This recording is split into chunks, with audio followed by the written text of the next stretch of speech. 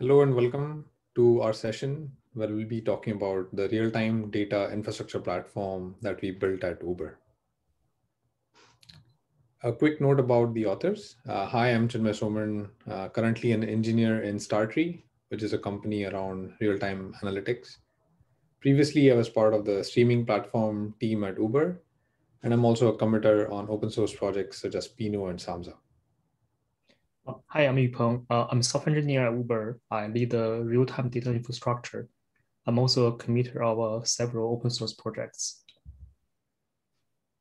So today I will begin by discussing the real-time analytical use cases and scalability challenges at Uber that motivated us to build a specialized real-time platform. I'll also talk about the different layers of abstraction of this platform. Next, Yupeng will discuss in detail the components chosen for each of these layers and the unique contributions made by Uber for each of these components. Finally, I'll talk about the different production challenges we addressed in Uber's multi-region ecosystem and conclude with lessons learned. So there are several use cases within Uber that need real-time data analysis, and they can be categorized across these four. They can be grouped across these four categories as shown here.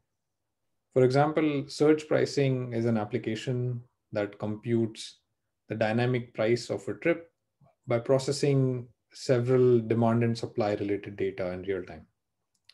Similarly, Restaurant Manager is a dashboard which is used by restaurant owners across the globe to get insights into customer satisfaction, sales, inventory, and so on. It's important to note that each of these use cases has a unique set of requirements, which can often be competing in nature. And you can refer to the paper for a full set of requirements. Our platform was designed to address the following scalability challenges within Uber. The graph on the right shows the rapid increase in Uber trips over the years, which translates to an exponential growth in data that's being ingested. As of December 2020, we were getting trillions of events in any given day, which amounts to several petabytes of data.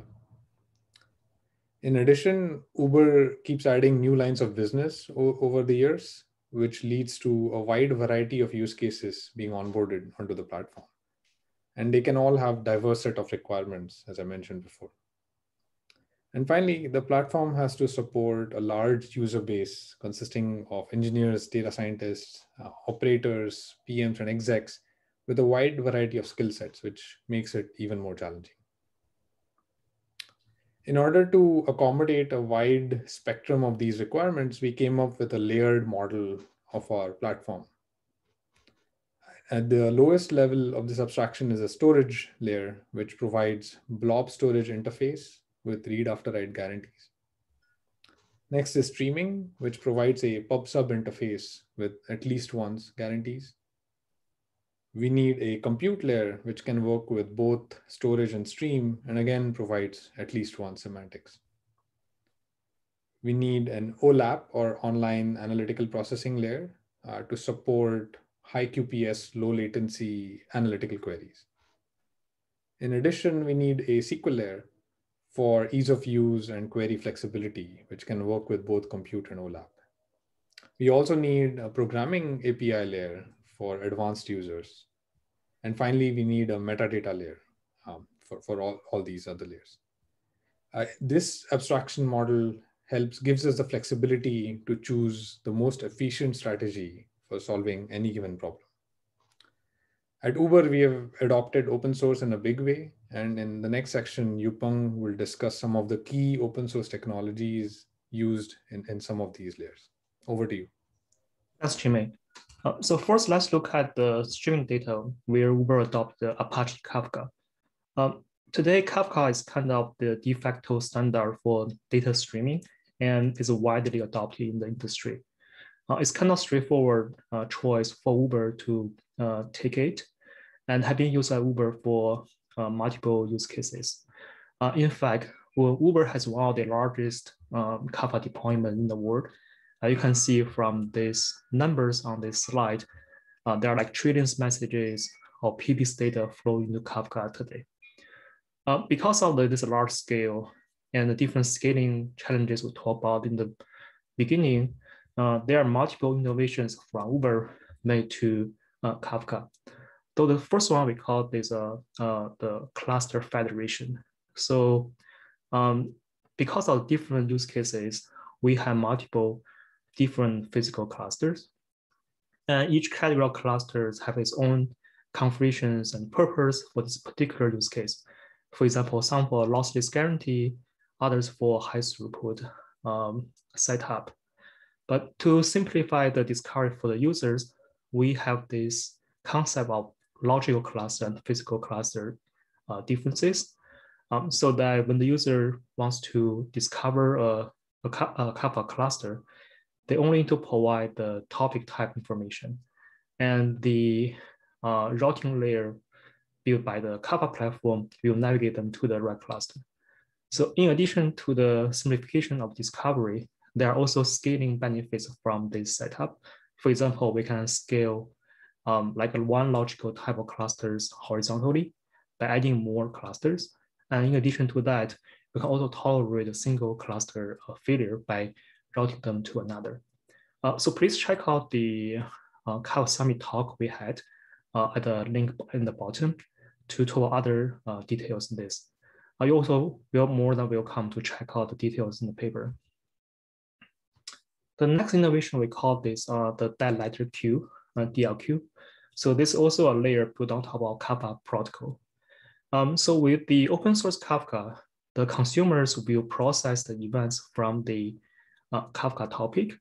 And when there are like certain messages cannot be processed, for example, there's like data corruption, there are two choices by the consumers. Either they can discard this event, or they will block on this event and keep processing. However, in certain scenarios, Uber, neither of this is sufficient. Like, for example, in some payment like system, we do not want to lose any events because not processing some event may mean like the driver may not get paid. However, we also do not want to keep blocking on this message because we keep on processing these important events. So to accommodate this challenge, we build this DLQ layer by using multiple Kafka topics. As you can see on the diagram on the right, from original topics, when the message cannot be processed, if you retry multiple times through the retry topic, if they still cannot be processed, it will be published into a DLQ topic. And later on, the engineers or PM can look into this DLQ topic to figure out what happened to them, and they may choose to reprocess this with another pipeline. There's a Uber Eng blog at the bottom of this slide. You can learn about this kind of reliable reprocessing. Another innovation from the Kafka platform is called consumer proxy. This is also a pretty nice innovation because this addresses pretty important scaling challenges. So with hundreds and thousands of clients and applications at Uber, it's common and challenging to do the debugging for the applications and users. So by taking this pain, the team built a proxy layer in the middle to simplify the clients on the application layer and to encapsulate the complexities, and in addition to build enhancement to the processing. For example, the DLQ feature I talked about in the previous slide is implementing this proxy layer.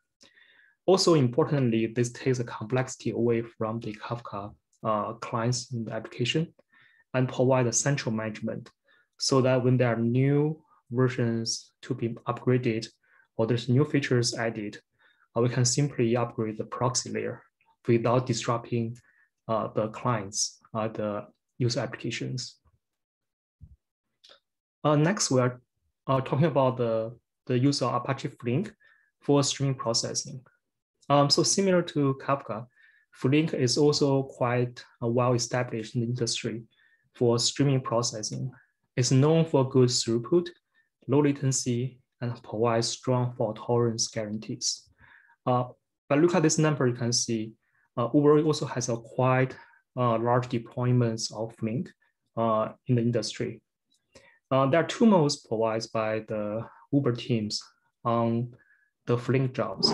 One is called Flink as a service, which provides an API, so people can use this API to compose the Flink jobs. The other is called like Flink SQL, where people write a SQL query to describe the business logic in a declarative way. And the team will provide the self-managed platform for this.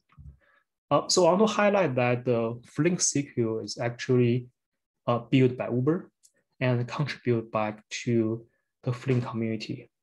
As you can see on this diagram, there are different components like query planner, optimizer, and certain other things about the deployments to build on top of the Flink libraries.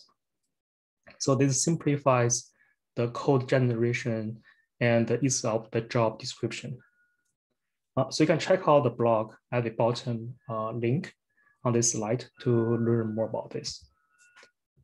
Because of these two different types of deployments, we build a unified platform to centralize certain management and operation complexity. Like for example, the job validation, job monitoring, and the cluster management are all done in a central way to simplify the on-call engineers and the Flink team to operate these jobs. This is also pretty important to address the scaling challenges that we have for a small team to manage a large scale of jobs and deployments. Next, I'm going to talk about how Apache Pinode is adopted by Uber for real-time OLAP engine. So Uber chose Pinode mainly because of its pretty strong support on high QPS and low latency on the query support. In addition, it's pretty cost-effective as we did a pretty comprehensive analysis comparing to other frameworks. You can check out this comparison in detail in the paper. And Pinode is also used by Uber to empower multiple mission-critical use cases. Like for example, the restaurant manager that Chimay talked about in the beginning built on top of Pinode. And there are also certain important operation intelligence applications are using that. Pinode also had pretty good deployments inside Uber, as you can tell from the numbers on this slide. So Uber made pretty good investment on Apache Pinode, and there are certain important features that contribute by Uber to the open source project. And Upsert is a pretty good example. To our knowledge, Pinode is the first real-time OLAP engine that provides Upsert support. This is a pretty challenging problem to solve because in the real-time distributed systems, it's common for the ingested data to be modeled as a mutable files or segments for the ease of storage. And to enable Upsert, we have to be able to derive the character view from this modification logs. And we solve this problem in a quite innovative way that by partitioning the data and segments, we build a shared nothing architecture so that we can solve the Upsert problem in a very efficient way with very low overhead. And the power of the Upsert can be shown in this dashboard here. As you can see, to show the current status of the live Uber Eats orders, this can be simply described by a single SQL query on the left-hand side to show the current status. You can check out the video below to learn more about the Upsert details and its status. Another interesting innovation from Uber is to marry Presto with Pinode. Presto is known for its good SQL feature support, and it's kind of like SQL layer on top of any kind of like query engines or data sources. And Pinode is known for its good query latency, as well as data freshness. So by putting this together, our our users can use Presto query syntax to query P-Node and get the best from these tools. You can check out the engineering blog at the bottom. As you can see, we talk about the different building blocks of the technologies. It's still pretty important, and there are more challenges to put all this into a production. The next Qingmei will talk about some of production like learnings on this front. Back to Qingmei. Thanks, Lord Yupeng. So as business continuity is an important goal for Uber, and therefore we have adopted a multi-region all-active strategy. And Apache Kafka forms a backbone of this strategy. So in each major Uber region, we maintain a copy of Kafka data from all other regions to form a global view of Kafka. For applications that need, high availability like Surge, we use an active-active configuration where the same application is running in these major regions simultaneously, consuming from the global Kafka. Actually, go back. So the trade-off is the computation here is expensive because it's being redundantly performed in multiple regions. However, the failover becomes quite easy. Next slide. Whereas for applications that need a high degree of consistency, we use an active-passive configuration where the application is running in only one major region at any given time.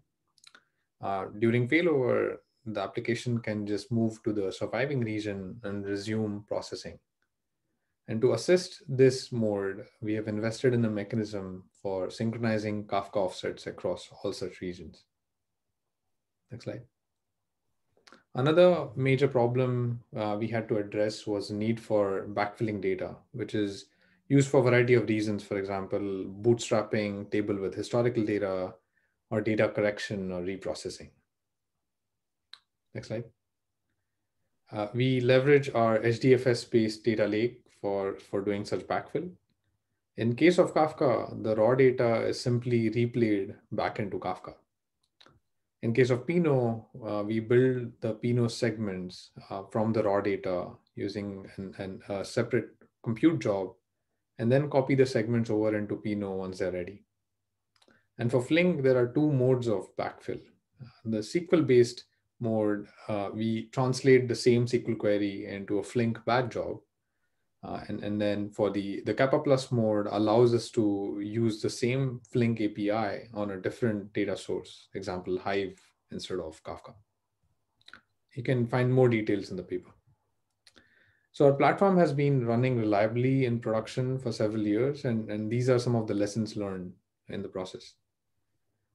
Open source has been crucial for reducing overall time to market for our products and give us a large community support. However, we had to add a lot of extensions to each of these open source technologies, as Yupeng mentioned. For example, handling multi-language, custom proprietary security mechanisms, proprietary clustering, networking infrastructure, and so on. We realized early on that enforcing standardization pays a lot in the long run. For example, Kafka is a standard interface for all logs and events in Uber. Similarly, Uber's monorepo helped us perform large migrations seamlessly and identify breaking changes early on. We also invested in a lot of operational tooling, specifically around cluster turn up, turn down, node replacement, and so on. And similar tooling for automated dashboards and alerts for new use cases. And finally, we added a lot of investment in tooling around data discovery, auditing, and self-service onboarding. And all these things helped us address each of the scalability challenges mentioned before and support using a very small engineering team. Next slide. The platform has been a result of multi-year effort from several teams, and we would like to thank all the engineers, PMs, and leaders involved in the process. Thanks a lot. And thanks again for listening to our talk, and we look forward to the questions.